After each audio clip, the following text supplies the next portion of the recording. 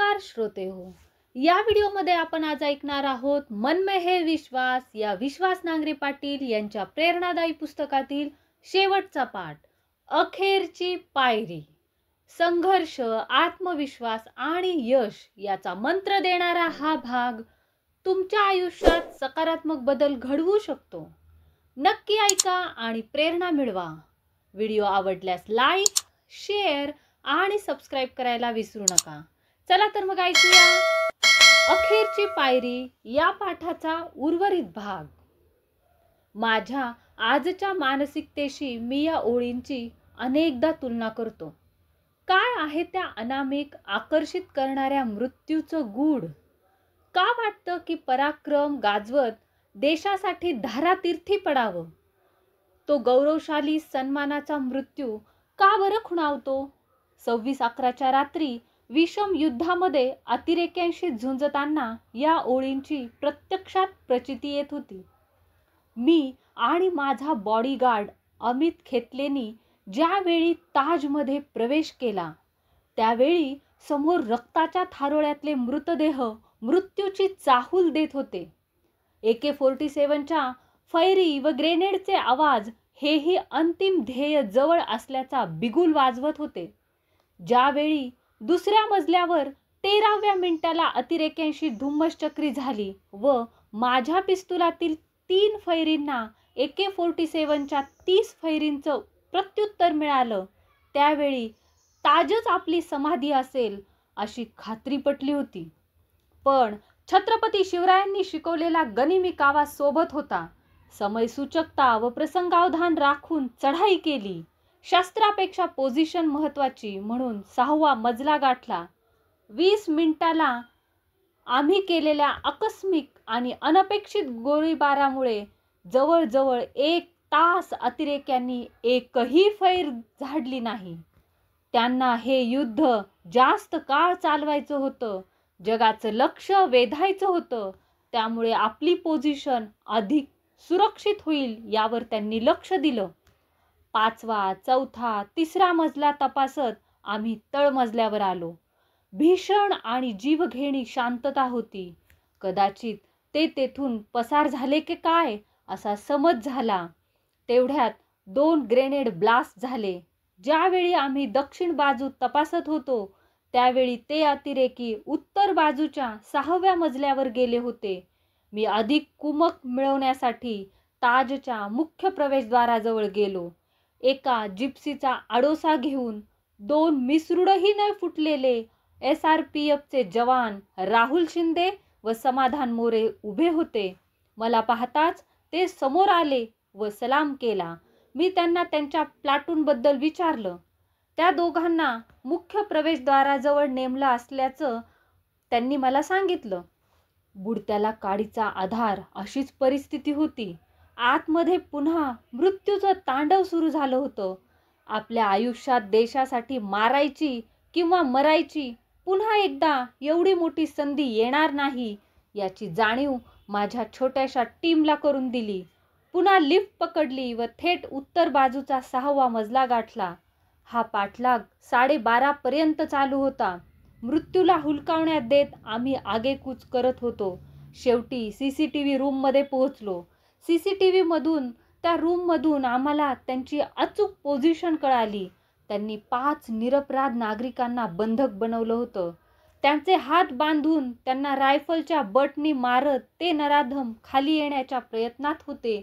या परिस्थितीची नेमकी माहिती मी वायरलेसवरून त्यावेळचे पोलीस आयुक्त गफूर साहेब व जॉईंट CP मारिया साहेबांना दिली. गफूर साहेबांनी जोपर्यंत नेव्हीचे कमांडो पोहोचत नाहीत तोपर्यंत अतिरेक्यांना तेथेच रोखून ठेवण्याचे आदेश दिले. स्पष्ट शब्दात CPंना मी विश्वास दिला.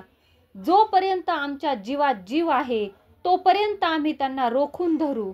We will not allow them to come down though we die. हे सगळं संभाषण कंट्रोल रूममध्ये ध्वनिमुद्रित झालं आहे. आमच्या छोट्याशा टीमनं 2:45 वाजेपर्यंत अतिरेक्यांशी 2 हात करत त्यांना 6व्या मजल्यावर रोखून धरलं. आम्ही CCTV रूममधून त्यांची हालचाल टिपू शकत होतो व ते ज्या वेळी बंधकांना घेऊन खाली येण्याचा प्रयत्न करायचे त्यांच्यावर आम्हाला आकस्मिक गोळीबार करता येत होता. मात्र 2:45च्या सुमारास त्यांनी आमची जागा अचूक हेरली व आमच्या मजल्यावर सलग ग्रेनेड हल्ले केले. लाकडी नक्षीकाम केलेला मजला पेटला. भली मोठी महागडी पेंटिंग पेटली. आग व धूर आमच्या CCTV रूममध्ये घुसू लागला. येथे जळून मरण्यापेक्षा बाहेर जाऊन लढून मरू म्हणून आम्ही निर्णय घेतला. लाईन फॉर्मेशनमध्ये आम्ही बाहेर पडलो. मात्र 4थ्या मजल्यावरून त्यांनी AK-47 रोखून ठेवल्याच होत्या. अचानक झालेल्या गोळीबारानं आमची टीम तुटली. आमची शस्त्रही कमी पडली. मी व राजवर्धन बॉलरूमपर्यंत पोहोचू शकलो. अमितला 3 गोळ्या लागल्या. त्याच्या पोटाला चाटून गेलेली गोळी राहुलच्या छातीत घुसली. PI ढोले, PSI काकडे आगीमध्ये जखमी झाले. ताजचे कर्मचारी पुरू व नौशेर हेही जखमी झाले. पाठीमागच्या दरवाजानं ते सर्व बाहेर पडू शकले. राहुल मात्र धारातीर्थी पडला. दुसऱ्या दिवशी त्याचा शहीद मृतदेह आणण्यासाठी मी गेलो होतो. त्यावेळी रिगर मार्टिसनं राहुलचा देह ताठर झाला होता. युनिफॉर्म जळाला होता. रायफलचा बट मात्र तसाच खांद्यावर होता. ट्रिगर गार्डमध्ये त्याचं बोट होतं. संगीन वरच्या दिशेनं रोखलेली होती आणि डोळे सताड उघडे होते. जणू काही दिलेल्या शब्दाला जागलोय की नाही ही साक्ष ते मला देत होते. एक 55 वर्षांचे अंमलदार तुकाराम ओंबाळे AK-47 धारी कसाबवर एका लाठीच्या जीवावर झेपवतात. त्याच्यावर झडप घालतात. 5 गोळ्या शरीरात घुसल्या तरी पकड ढिली होत नाही आणि जिवंत अतिरेकी पकडला जातो. ज्यावेळी देशासाठी लढताना मृत्यू साद घालतो त्यावेळी एक स्वर्गीय कारण त्या मृत्यूशी जवळीक करण्यासाठी नेहमी प्रेरणा देत राहतं. हा माणसातला हाराकिरीचा गुण मला का वेडावून टाकतो? का मरण जे सन्मानपूर्वक आहे ते अपमानित जीवनापेक्षा शतपटीनं आकर्षित करतं? हा द्वंद्वाचा भाग आहे. प्रवृत्तीचा यात संयोग आहे. आतल्या बाहेरच्या संस्कारांनी ही प्रवृत्ती बनत असते व चारित्र्य घडत असतं. कुठेतरी मी प्राचीन चीनची गोष्ट वाचली होती. चीनी लोकांनी शांततेत राहण्याचा संकल्प केला. त्यांनी चीनची ग्रेट भिंत बांधण्याचा निश्चय केला. त्यांनी ती एवढी उंच बांधली की त्यांना वाटलं की ही ओलांडणं कोणत्याही शत्रू राष्ट्राला अशक्यप्राय आहे. मात्र त्यानंतरच्या 100 वर्षात त्यांच्यावर 3 यशस्वी आक्रमणं झाली व भिंत पार करून शत्रूचं सैन्य आतमध्ये घुसू शकलं. 3ही वेळा शत्रूंनी भिंतीचं संरक्षण करणाऱ्या भ्रष्ट पहारेकऱ्यांना लाच दिली व ते थेट दरवाजावाटे आत घुसू शकले. चीनी लोकांनी ग्रेट वॉल बांधली पण त्याची सुरक्षितता सांभाळणाऱ्या सैनिकांचं चारित्र्य बांधायला ते विसरून गेले. त्यातून विश्वासघातकी गद्दार असे अनेक सूर्याजी पिसाळ त्यांनी जन्माला घातले. म्हणूनच इतर सर्व भौतिक प्रगतीची शिखरं बांधण्याच्या अगोदर चारित्र्य बांधणं आवश्यक आहे आणि विद्यार्थ्याच्या मूलभूत ढाच्यामध्ये हीच गोष्ट जाणीवपूर्वक पेरली पाहिजे. एका पौरात्य विचारवंतानं म्हटलं आहे,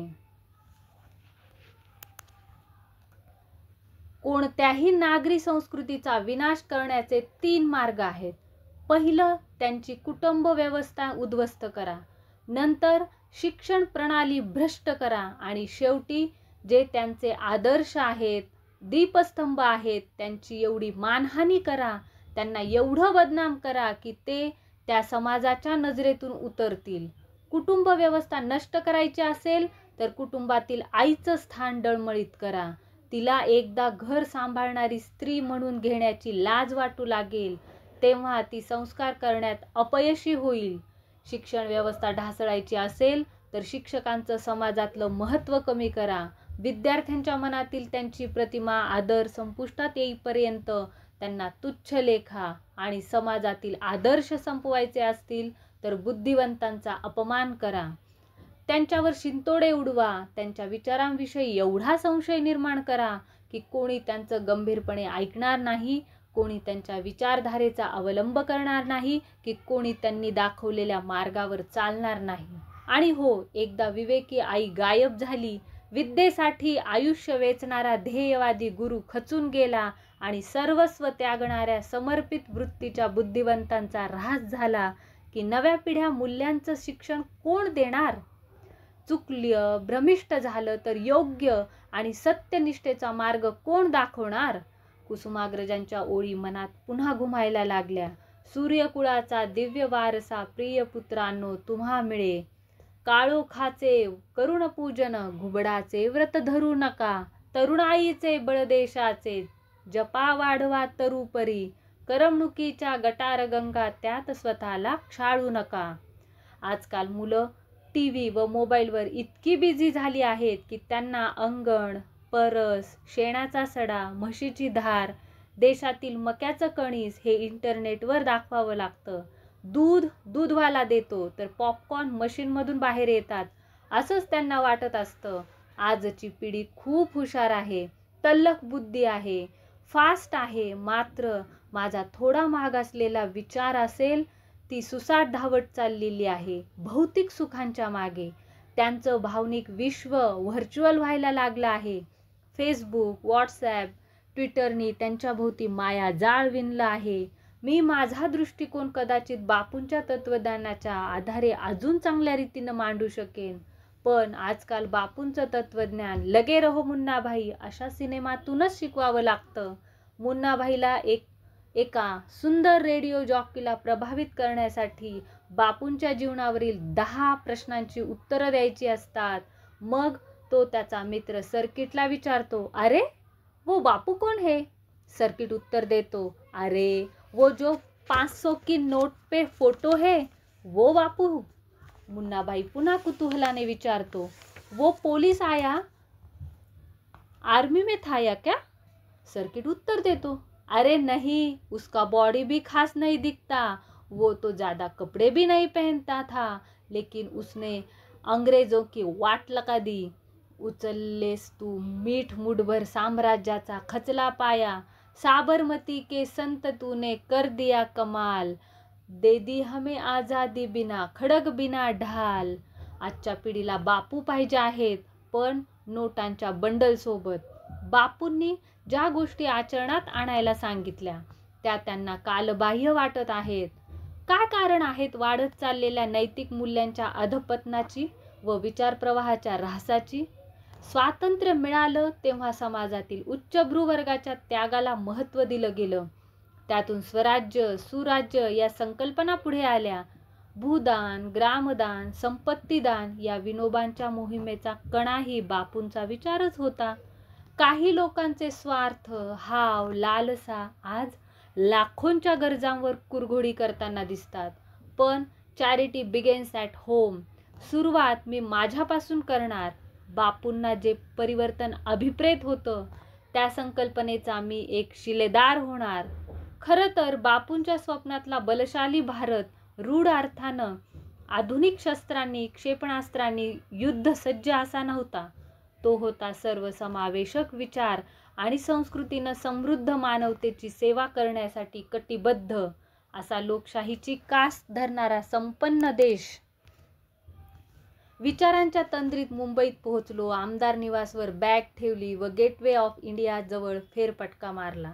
पुन्हा 1.5 महिन्यानंतर पूर्वपरीक्षा होती. अंतिम निकाल नकारार्थी लागला तर पुन्हा चक्रव्यूहाचं रहाटगाडगं समोर होतंच. पेटीत लायब्ररीत पोहोचलो. आत्ता UPSCची मुलाखत दिली असल्यानं स्टेटस वाढलं होतं. सगळेजण अदबीनं बघत आणि बोलत होते. काही दिवस तरी या सन्मानाची मजा घ्यायला मिळणार होती. SISCतही जाऊन आलो. नवीन उमेदवारांसोबत कटिंग चहा घेत त्यांना मुलाखतीचा किस्सा रसभरीत शब्दात ऐकवला.